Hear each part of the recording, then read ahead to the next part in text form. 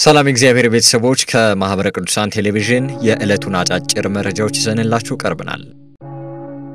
ከ85 በመቶ ያላነሱ የገጠሪቱ አብያተ ክርስቲያናትና ገዳማት እንዲሁም አገልጋዮቿ አሁንም በችግር ውስጥ ናቸው ሲሉ ብፁዕ ቅዱስ አቡነ ማትያስ አሳሰቡ።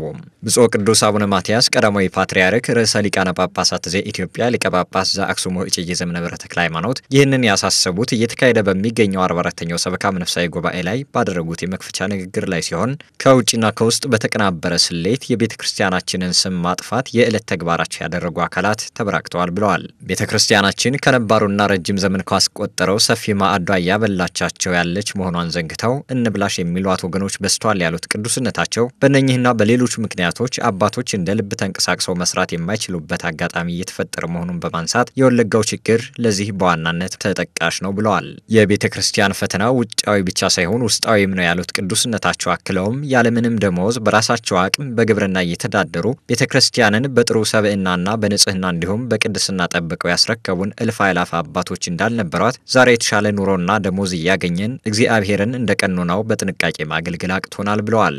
በኃላፊነት ደረጃ ያለን ሰዎች ሻል ያለ ደሞዝ ስለምናገኝ የሰበካ ጉባኤው ተልእኮ ከሚፈለገው ደረጃ ላይ የደረሰ ቢመስለንም ከ85 በመቶ ያላነሱ በችግር ውስጥ የሚገኙ ገዳማት፣ የተዘጉ አብነት ትምህርት ቤቶችና አብያተ ክርስቲያናት ከተበራከቱ ሰነባብተዋል ብለዋል። ይህም ሊሆን የቻለው የቅድስት ቤተ ክርስቲያኗን ሀብትና ንብረት በአግባቡ መያዝ እንዲሁም ለታለመለት ዓላማ ማዋል አለመቻላችን ያሉት ቅዱስነታቸው ይህ ችግር ባለበት ከቀጠለ ሌላ ጦስ ይዞብን እንዳይመጣ ሁነኛ ለከት ልናበጅለት ይገባል ሲሉም አሳስበዋል። ለቤተ ክርስቲያን ልዕልና እንዲሁም ለምእመናን ደህንነት የተሰጠንን ኃላፊነት ልንወጣ ይገባል ሲሉ ብፁዕ አቡነ ሳዊሮስ አሳሰቡ። ብፁዕነታቸው ይህንን ያሉት እየተካሄደ በሚገኘው 44ኛው ሰበካ መንፈሳዊ ጉባኤ ላይ ንግግር ማድረጋቸውን ተከትሎ ሲሆን ዘመኑ ሳይቀድመን በአገልግሎት በርትተን ጉድለታችንን ማረም ይኖርብናል ብለዋል። ለቅድስት ቤተ ክርስቲያን መንፈሳዊና ማህበራዊ አገልግሎት በሚገባን ልክና መጠን ተዘጋጅተን ለሃይማኖት መስፋፋት፣ ለኦርቶዶክሳዊት ቤተ ክርስቲያን ክብርና አንድነት እንዲሁም ለምእመናን ደህንነት የተሰጠንን ኃላፊነት መወጣት ይኖርብናል ብለዋል።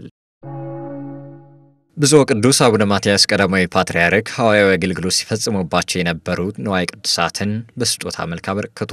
ብፁዕ ቅዱስ አቡነ ማትያስ ቀዳማዊ ፓትርያርክ ርዕሰ ሊቃነ ጳጳሳት ዘኢትዮጵያ ሊቀ ጳጳስ ዘአክሱም ወእጨጌ ዘመንበረ ተክለ ሃይማኖት ሐዋርያዊ አገልግሎት ሲፈጽሙባቸው የነበሩ ንዋየ ቅድሳትን የቤተ ክርስቲያንና የሀገር ታሪክ መነሻ ለሆነችው ርዕሰ አድባራት ወገዳማት አክሱም ጽዮን ለመነኮሱበትና ለተማሩበት ጭቃ መካነ ሕይወት አጋዕዝተ ዓለም ቅድስት ሥላሴ እንዲሁም ለደብረ ገነት ቅድስት ኪዳነ ምሕረት ገዳምና ለቅርስ ጥበቃና ቤተ መጻሕፍት ወመዘክር አበርክተዋል። ሊቃውንተ ቤተ ክርስቲያን፣ ካህናት፣ ምእመናንና ምእመናት እንዲማሩባቸው ትውልድም ታሪኩን ለማወቅ እንዲጠቀምባቸው በማሰብ በስጦታ ካበረከቷቸው ንዋየ ቅዱሳት መካከል ቅዱሳት መጻሕፍት፣ መስቀሎች፣ አርዌ ብርት እንዲሁም በትረ ሙሴና የመሳሰሉት ይገኙበታል።